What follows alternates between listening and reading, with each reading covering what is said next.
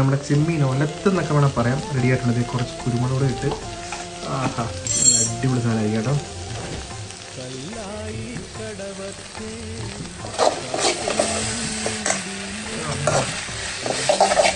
നല്ല കഷ്ണരി മുരിങ്ങക്കായ് മാങ്ങായി നമ്മുടെ സ്പെഷ്യൽ സാധനം.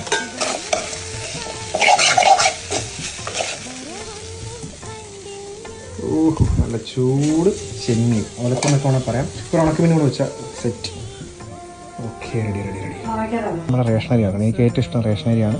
ഇത് നമ്മുടെ ചെമ്മീൻ നല്ല ചൂടായിട്ടുണ്ട് കേട്ടോ. ചെറുതായിട്ട് കട്ട് ചെയ്ത് നല്ല ചൂട് ചെമ്മീൻ റോസ്റ്റ് എന്നൊക്കെ വേണം പറയാം. എന്ത് വേണമെങ്കിലും പറയാൻ ഇഷ്ടമുള്ള അടിപൊളി ടേസ്റ്റ് ആണ്. ആഹാ നമ്മളൊരു പീസ് കൂടെ കഴിയുമ്പോൾ നമുക്ക് ഇതിൻ്റെ ടേസ്റ്റ് ഞാൻ കാണിച്ചിട്ടുണ്ട്. ചെമ്മീൻ്റെ തലയ്ക്ക് ടേസ്റ്റ്. ഇത് തലഭാഗം.